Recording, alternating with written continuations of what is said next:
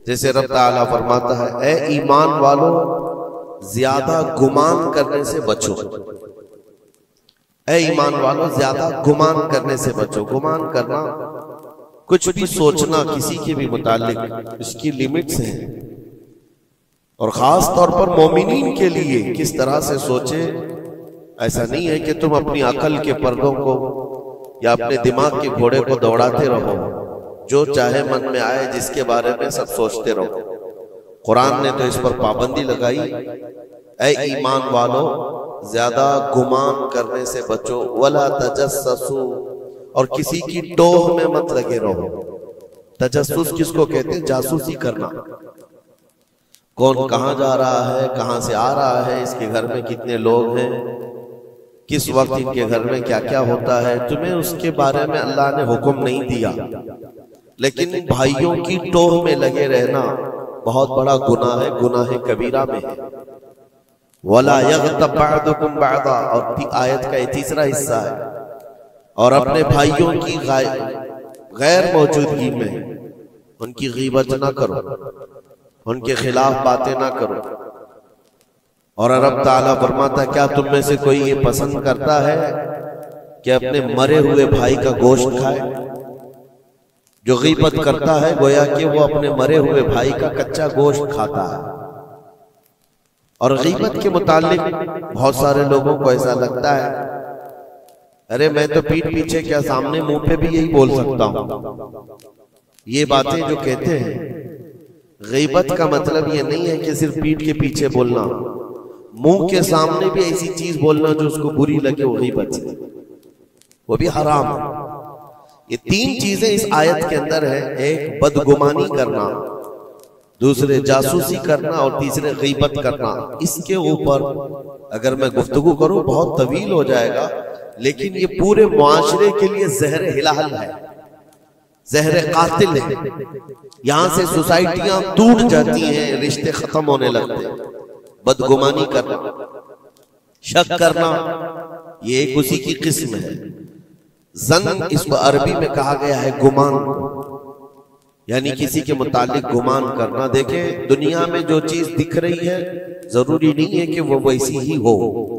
हर चमकने वाली चीज हीरा नहीं होती, और हर काली दिखने वाली चीज कोयला भी नहीं होती। दोनों में बड़ा फर्क है। हकीकत कुछ और हो सकती है, लेकिन बगैर किसी तहकीक के या बगैर तुम्हें यकीन के गुमान कर लेना, ये तुम्हें बहुत बड़े गुनाह में ले जाएगा, बहुत बड़े गुनाह में। अब गुमान की किस्में भी मैं आपको बताऊंगा, उससे कबल मैं आपको बताऊं सर, सैयदना जुनैद बगदादी रज़ी अल्लाह ताला अन्हु, जो सैयदुत ताइफा है, वलियों के सरदार, अपने जमाने के कुतुब, घर में बैठे हुए थे। बड़े आप घर से भी मालदार थे, बहुत सारे लोग अपनी जरूरत लेकर के आते थे। दोपहर का वक्त था, एक मांगने वाला आपके दरवाजे पर आया, आपको जो देना था वो दे देते, लेकिन आपने उसको खैरात देने के वक्त दिल में ये सोचा कि हट्टा कट्टा आदमी है, कमाकर खा सकता है, इसको ये बुरी लत कहां से पड़ गई, ये कैसा आदमी है। बहरहाल उसको जो खैरात देनी थी दे दिया, वो बंदा चला गया, खैरात लेकर चला गया। अब वापस आप अपने घर आए, और जैसे ही आप आए नींद लग गई, आप सो गए। आपके सोने के बाद आपने ख्वाब देखा कि मैदान महशर कायम हो चुका है, हिसाब किताब हो रहा है, लोगों में नफसा नफसी का हाल है, फरिश्ते कुछ को पकड़ कर ले जा रहे हैं, कुछ का हिसाब कर रहे हैं। और जब हजरत जुनैद बगदादी का नंबर आया तो दो फरिश्ते बहुत बड़ी थाल लेकर के आए, जिसमें कच्चा गोश्त था और खून टपक रहा था। जुनैद बगदादी से कहा गया कि ये लो, इसको खाओ। तो हजरत जुनैद बगदादी ने कहा कि क्या मुझे नहीं जानते, मैं जुनैद, मैंने ऐसा कौन सा गुनाह किया कि मुझे इसकी सजा ये दी जा रही है। फरिश्तों ने कहा, ऐ जुनैद, क्या अपने मोमिन भाई के बारे में आज दिन में आपने बुरा गुमान नहीं किया? जो आपके दरवाजे पर आया उसके मुतालिक आपने बदगुमानी नहीं की? तो हजरत जुनैद बगदादी रज़ियल्लाहु ताला अन्हु बिछक करके उठ गए, खौफ के मारे नींद खुल गई। और उसके बाद बेकरारी इतनी आई कि हाँ मैंने तो गुमान उसके मुतालिक गलत किया था। थोड़ा सा ऐसा भी नहीं है कि वो चोर है, डकैत है, डाकू है, ये भी नहीं, सिर्फ इतना सोचा था कि हट्टा कट्टा आदमी है, मांगता क्यों है। हज़रत जुनैद बगदादी अपने घर से निकले उस फकीर को ढूंढने के लिए कि जो मेरे घर आया था, और उसके बाद ढूंढते हुए उसके पास पहुंच गए। जा करके उससे माफी तलब की, कहा कि आज तू जो घर पर आया था मैंने तेरे मुतालिक ये गुमान किया था कि तू हट्टा कट्टा आदमी है और मांग कर खा रहा है। तो उसके बाद उस शख्स ने जो जवाब दिया वो हैरत में था। मेरे अजीजों, ना वो फकीर था, ना ही वो कोई कमजोर और मजबूर था, बल्कि अल्लाह के एक वली थे जो उनके इम्तिहान के लिए आए हुए थे। हज़रत जुनैद बगदादी रज़ियल्लाहु ताला अन्हु को उससे ज्यादा माल उन्होंने लौटाया और कहा, ऐ जुनैद, तेरे मकामात को अगर कोई चीज खत्म करती है तो मोमिनीन के मुतालिक बदगुमानी कर। अगर तू आज यहाँ ना आता तो तेरे मकामात रोक दिए जाते। आगे तुम न मारिफत और तरीकत के रास्ते पर बढ़ सकते, क्योंकि ये मर्ज है, ये बीमारी है। इस बीमारी ने तो हमारे मुआशरे को खराब किया हुआ है। बदगुमानी से बचो। यहां तक के लोगों ने बहुत जल्दी अपने दिमाग पर यकीन करके फैसले भी ले लिए हैं। आप मिसाल के तौर पर किसी घर से कोई निकल रहा है और आपने फौरन ये गुमान कर लिया कि ये इस घर में बदकारी करने के लिए गया था। आपकी नेगेटिविटी जो जहन में थी आपने गुमान किया और उस पर यकीन की मोहर भी लगा दी। ना उससे आपने जाकर पूछा कि कौन है, क्यों आया था। इसी तरह की एक और बात मैं आपको बताता हूं। हजरत शफीक बल्खी बड़े बुजुर्ग दरिया दजला के किनारे आए, देखा कि एक मर्द, एक नौजवान है, औरत को गोद में सुलाया हुआ है दरिया के किनारे और शराब की बोतल हाथ में लिए बैठा है। इस तरह का माहौल तो बगदाद का नहीं था, पर्दे का माहौल था, इस्लामी माहौल था। लेकिन खुले आम कोई दरियाए दजला के किनारे इस तरह बैठे और वो भी औलिया की नजर पड़े तो उनके लिए तो बहुत हैरत की बात थी। हजरत शफीक बल्खी ने देखा, कहा, हाय अफसोस, जमाना कहां आ गया। लोग खुले आम औरतों को लेकर बाहर सोने में बाहर मजे करने लग गए और खुले आम अब शराब भी पी जाने लगी। शराब भी पी जा रही है, खुद भी पी रहा है, उस औरत को गोद में थोड़ा थोड़ा सा पिला भी रहा है। हजरत शफीक बल्खी ने कहा कि बहुत सख्त हालात हो गए बगदाद में, इतनी अय्याशियां मैं पहली मर्तबा देख रहा हूं। इसी असना में एक कश्ती दरियाए दजला में हिचकोले खाती हुई आ रही थी और उस कश्ती का बैलेंस बिगड़ा हुआ था, वो आगे बढ़ नहीं पा रही थी। इधर उधर करते करते अचानक वो कश्ती पलट गई, उसमें 10 लोग सवार थे, सबके सब दरिया में डूब गए।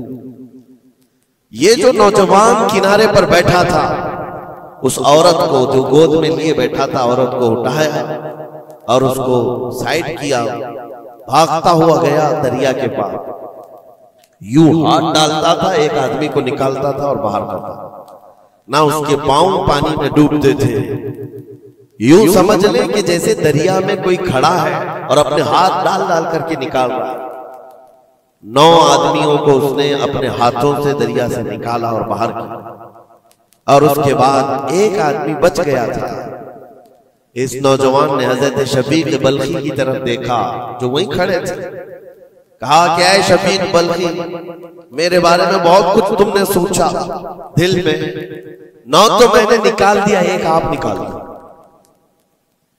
ये जो जान बचाया है मैंने, और रब तबारक व तआला ने फरमाया जिसने किसी एक की जान बचाई उसने पूरी कायनात की जान बचाई, पूरी दुनिया की जान बचाई।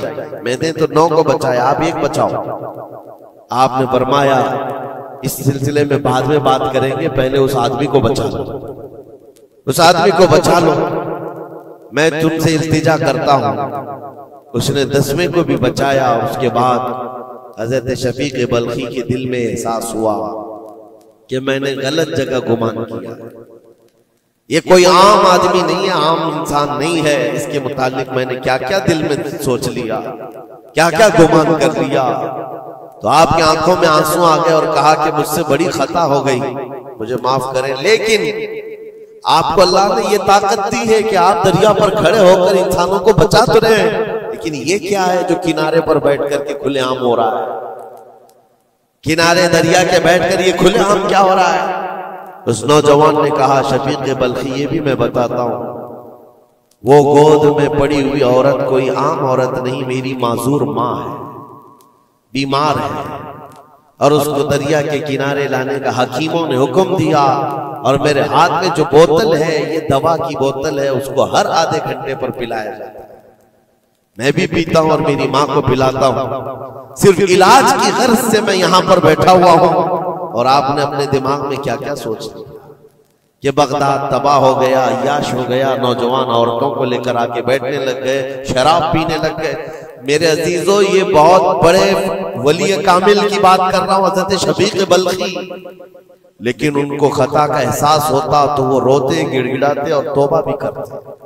हमारे तो हालात ऐसे हैं कि हमने तो बिल्डिंगें बना ली अपने गुमान पर, इमारतें बना ली, फलां के मुतालिक ऐसे ऐसे मामलात हैं, और उसी पर हम इमारतें बनाना शुरू कर देते हैं, जबकि हमारे पास यकीन के लिए एक दलील भी नहीं होती।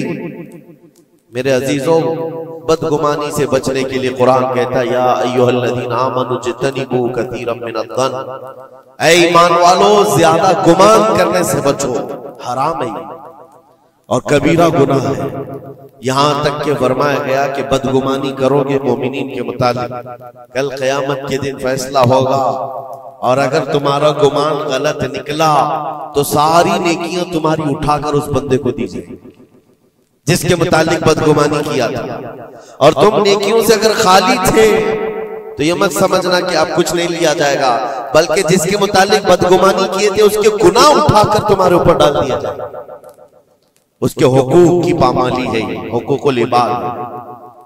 इसलिए ये गुनाह ऐसा है, बल्कि एक मर्ज है जो लोगों के एतमाद को खत्म करता है, रिश्ते बिगड़ जाते हैं। मुझे याद है एक बात बहुत पहले की, हमारे जमाने तालिब इल्म, मैंने तकरीबन 8-10 साल देखा, दो गहरे दोस्त थे, बहुत गहरे दोस्त, एक साथ खाते थे, एक साथ जाते थे, मशहूर थी दोस्ती। और इत्तेफाक ऐसा हुआ कि एक महफिल में बैठे हुए थे, एक दोस्त जो है वो मुझसे बात कर रहा था, और उसका जो दूसरा दोस्त है वो दूर बैठा हुआ है। अब इस दोस्त ने मुझे कान में कुछ बात की, मैंने देखकर हंसा, वो भी मुझे देखकर हंसा, बात कुछ और ही थी। सामने वाले को ऐसा लगा कि हम उसके मुतालिक प्लानिंग कर रहे हैं, और उसको ये लगा कि हम उसके मुतालिक कुछ बुरी बातें कर रहे हैं, जबकि ना उसके नाम का मसला था, ना टॉपिक था, कुछ नहीं था। बस उस बंदे ने इस बदगुमानी की वजह से 10 साल तक बातचीत छोड़ दी। कई मर्तबा हमने बताया भी कि तुम्हारा मैटर नहीं था, तुम्हारा मसला नहीं था, सामने वाले को यकीन नहीं आता, सिर्फ और सिर्फ गुमान की बुनियाद पर कि वो मुझे देखकर हंस रहा था तो मेरे ही मुतालिक बात थी। ये अपने अकल के फतूर पर यकीन करके इमारतें बना लेना तुम्हें बहुत बड़ी गुमराही में ले जाता है। कई मर्तबा ऐसा होता है कि धोखा खा जाओगे। इसी सूरह हुजरात की एक और आयत में बताऊं आपको, अल्लाह करीम फरमाता, या अय्युहल्लज़ीना आमनू इन जाअकुम फासिकुम बिनबइन फतबय्यनु अन तुसीबू कौमन बिजहालतिन फतुस्बिहू अला मा फअलतुम नादिमीन। ये बदगुमानी करने का एक और जरिया है, एक रास्ता है। क्या है? अल्लाह फरमाता, जब तुम्हारे पास कोई फासिक आदमी खबर लेकर के आए तो उसकी तहकीक कर लो। ये अल्लाह का हुक्म है। कोई फासिक आदमी, फासिक कौन है इसकी मिसालें आपको मिल जाएंगी। जो खुलेआम गुनाह करता है वो फासिक है।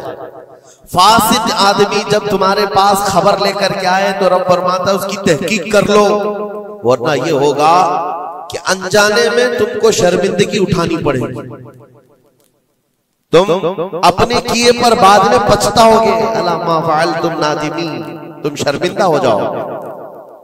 अक्सर ऐसा होता है कि कोई खबर लेकर के तुम्हारे पास आया और आज के जमाने का बड़ा फासिक ये व्हाट्सएप है, ये बड़ा फासिक है। इसकी बातों पर कौन यकीन करे? मेरे अजीजों, लोग तो सिर्फ एक दूसरे की एडिट की हुई तस्वीरों को देख करके ईमान ले आ जाते हैं, है ना? ऐसा हकीकत है। व्हाट्सएप यूनिवर्सिटी के फारिगीन तो अभी जमाने में बहुत है, इनकी नॉलेज सिर्फ और सिर्फ उसी से है, इंटरनेट से, व्हाट्सएप से। जबकि इनकी तहकीकात पर अगर लग जाए तो असल वजूद में कुछ है ही नहीं। इसीलिए मेरे अजीजों, बदगुमानी करने से बचो, बदगुमानी करने से बचो। जिसकी असल ही ना हो उस चीज के फैलाने का हम सबब बन जाते हैं कई मर्तबा। अल्लाह करीम हमें इस बलाए अजीम से महफूज रखे। मुझे एक बात याद आती है, मैंने पढ़ा था ट्रेन में एक आदमी सफर कर रहा है और उसके साथ 3 बच्चे हैं। बड़े बेटे की उम्र 7 साल की, दूसरे बेटे की उम्र 5 साल की, तीसरे की 3 साल की। छोटे बच्चे 7, 5 और 3 साल की उम्र के बच्चे। अब वो बंदा जब ट्रेन में सफर कर रहा हो 3 बच्चों को लेकर के, और जब बैठा हुआ है ट्रेन में, कोई बड़ा उधर से कूदता है, कोई इधर से उछलता है।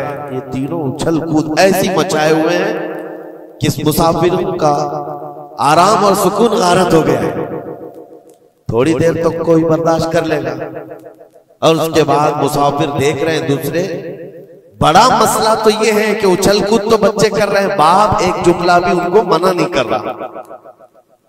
ना बड़े से कहता है कि बैठ जा, ना छोटे को संभालता है। उछल कूद कर रहे हैं और ये खामोशी से बैठा हुआ है कोने में। सामने के पैसेंजर देखते रहे और कहा कि कितना बेगैरत आदमी है, बच्चों को ऐसे खुलेआम छोड़ा हुआ है, बैलों की तरह नाच रहे हैं। अब कानाफूसी भी शुरू हो गई। थोड़ी देर के बाद जब ये ज्यादा हो गया तो लावा फट ही जाता है लोगों का। कोई किसी की गोद में कूद पड़ रहा है, कोई उछल कूद करते हुए बच्चा किसी के यहाँ लटक जा रहा है। ये 1 घंटा तमाशा हुआ तो उसके बाद लोगों के सब्र का दामन छूट गया, बोलना शुरू कर दिया।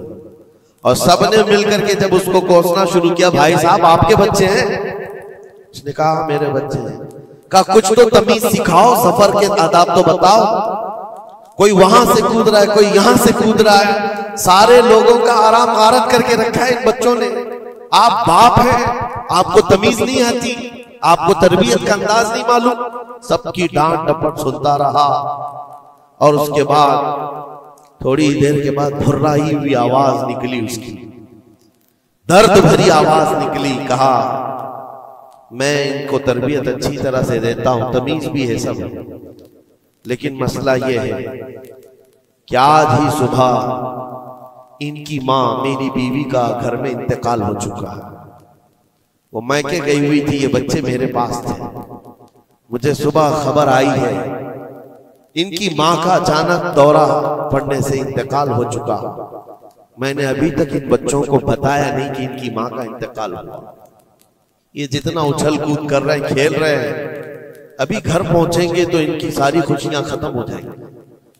ये अपनी माँ की मुर्दा लाश को देखेंगे तो सारा उछल कूद चला जाएगा।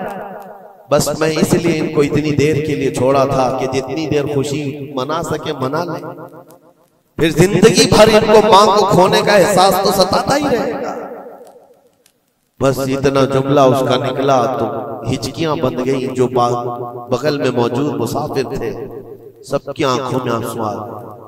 अब कोई बच्चे को उठाता चूमता था, कोई उसको गोद में उठा रहा है। बच्चों को खबर नहीं है कि इनकी मां का इंतकाल हुआ है और ये बंदा उनको सफर पर ले जा रहा है। लेकिन थोड़ी ही देर के लिए दूसरे मुसाफिरों ने क्या क्या बदगुमानियां कर ली। मेरे अजीजों, किसकी जिंदगी में क्या चल रहा है आपको खबर नहीं है। कई लोगों की जिंदगियों में समंदर मौजें मार रहा है और आप उसे देख करके न जाने बेगैरत समझ लेते हैं, कभी उसको बदतमीज समझ लेते हैं। ये बदगुमानियां हैं जो बंदे को यहां तक ले आती है। और बदगुमानी करने का एक तरीका यह भी है कि हज़रत इमाम राजी फरमाते बंदा बसा औकात काफिर भी हो जाता है, कुफ्र तक चला जाता है बंदा, क्योंकि गुमान पर अगर यकीन करने लग जाए। इसलिए बचो इन चीजों से। और मोमिनों की इज्जत को पामाल करना यह आसान नहीं है। सिर्फ और सिर्फ मैंने कई मर्तबा देखा है, उड़ती उड़ती खबरें आती हैं तो हम उस पर यकीन करने के करीब हो जाते हैं। अल्लाह हमें भी इसकी हिदायत दे। ये बहुत बारीक चीज है जिससे बचना नामुमकिन नहीं तो मुश्किल जरूर है। मेरे अजीजों, इससे बचने का एक तरीका यह है, बंदा ये सोच ले कि मुझे रब ताला ने इस दुनिया में किस लिए भेजा है। सबका हिसाब किताब लिखने के लिए भेजा है। सारे लोगों का अमाल नामा मुझे पूछा जाएगा क़यामत के दिन, फलां क्या करता था, फलां क्या करता था। जब मुझे रब ताला ने इसका मुकल्लफ ही नहीं बनाया तो खामखा दूसरों की जिंदगियों में क्यों दखल अंदाजी करूं, क्यों लोगों के मुतालिक गुमान पाल करके बैठूं। आपको इस रुए जमीन पर जो भेजा गया वो अल्लाह ने अपनी इबादत के लिए भेजा है, अपनी रजा के लिए। हम उसकी रजा तो हासिल ना कर सके, उसकी इबादत में कामिल हो नहीं सके, और दूसरों के अयूब पर हम लोगों ने अपनी पूरी एनर्जी खर्च करना शुरू कर दिया। अजीजा निगरानी औकात, ये पुरफितन दौर ऐसा है। अब मैं जो किस्में बता रहा था जन की, देखें बसा औकात बंदे से बंदे का गुमान अपनी जगह पर। आप मेरे बारे में क्या सोचते हैं मुझे मालूम नहीं, मैं आपके बारे में क्या सोचता हूं वो आपको भी नहीं मालूम। ये तो बंदों का गुमान है, लेकिन बंदा रब से जो गुमान रखता है ये भी बहुत बड़ा मसला है, बहुत बड़ा मसला है। इसको आसान मत समझे। ये दिमाग के घोड़े जब दौड़ते हैं इस पर कंट्रोल भी तो नहीं होता है, कहां तक जाएंगे गुमान। मुस्लिम शरीफ की हदीस है, मेरे आका सल्लल्लाहु तआला अलैहि वसल्लम फरमाते हैं, शैतान तुम्हारे पास आता है गुमान के रास्ते से। तुम सोचने लगते हो आसमान को किसने बनाया, ये सोच ही तो है। तुम्हारा दिल जवाब देता है अल्लाह ने बनाया। जमीन को किसने बनाया, अल्लाह ने बनाया। चीजें सोचते जाते हो, उससे पहले क्या था, उससे पहले क्या था, इससे पहले क्या था। और ये जब दिमाग के घोड़े दौड़ने लगे, तुमने उसको नकील नहीं थामी तो ये लेकर के जाता है दिमाग। आखिर में ये गुमान डालता है फिर अल्लाह से पहले क्या था, या फिर अल्लाह को किसने बनाया। यहां आकर के तुम्हारे ईमान पर डाका पड़ जाता है और तुम शशोपंज में रह जाते हो। खुद से अगर कुछ सोचकर फैसला कर लिया कि अल्लाह के पहले ऐसा था या अल्लाह ऐसा था, नाउज़ बिल्लाह, तो कुफ्र हो गया।